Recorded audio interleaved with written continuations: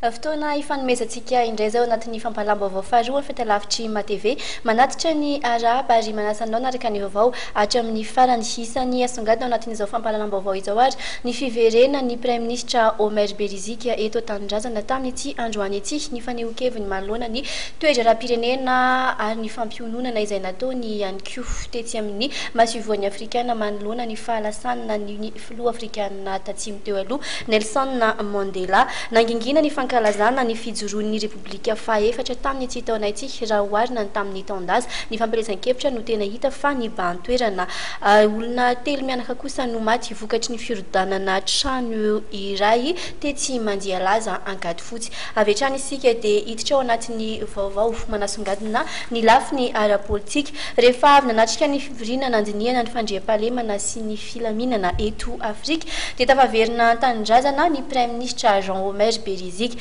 nisy androany ary ny tafa izay niarahana tamin'ny Prime Ministre Jean Omer Berizika ary nametrahana fanontaniana taminy mahakasika an'ireo raharaha misongadina eto amin'ny firenena ao anatin'izany indrindra raha mofo ny raharaha fikasana aka ny lapany mahazo arivo ho arahantsika ny anjinjiny izay.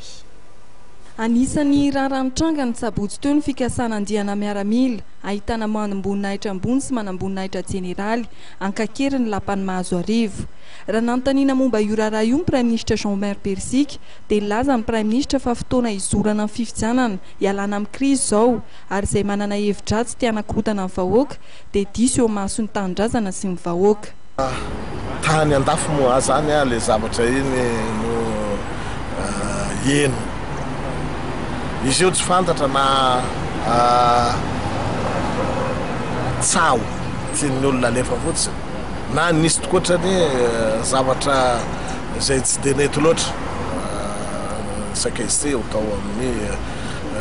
nampampatsakana amin'ny mahazo ny fotoana. Ny zavatra tiako lazaina dia ty amin'izao fotoana izorany tanindrazantsika ho any amin'ny fifidianana izay heverina fa any lalana tokana mba hialana amin'ny krizy ao tsy fotoana tokony anaovana zavatra mampisavorovoro ny vahoaka tsy fotoana tokony anaovana zavatra izay tsy ampilamina fotoana ny fitadiavana filaminana izao fitadiavana fitoniana ka izay manana hevin-dratsy tia anakorontana ny vahoaka dia diso eo masin'ny tanindrazana ary diso koa eo imason'ny vahoaka malagasy izay tompona tompon'ny fahefana rehetra tompon'ny tanindrazana izy no tompony tompoina fa tsy hoe fitiavatena manokana fitiavana azo fahefana anaovana zavatra izay tsy mety alao izy no tompo-tsafidy ifidy izay olona heverina fa avita hiaro azy hiahy azy tondra azy amin'ny fandrosoana rapitso. Mikasika ny fivoriana tapony tany Paris izay natrehan'ny Prime Ministre Jean Omer Berizika indray dia nilaza ny tenany fa tsy afaka mitoka-mony ny Madagasikara ary mifameno ny fandrosoana sy ny fandriam-pahalemana. Ka le zavatra no resahana tany moa dia mikasika ny fandriam-pahalemana sy inao zany la paix manerana ny Afrika ahoana ny fomba izay ahafahana anatanterahana an'izany fandriam-pahalemana zany satria ny fiheveran'ny manampahaizana rehetrarehetra ny fiheveran'ny olona rehetrarehetra fa indrindrandrindra ny olona izay miaina azy ny vahoaka manontolo dia tsy misy fampandrosoana maharitra raha tsy misy fitoniana raha tsy misy fandriam-pahalemana ary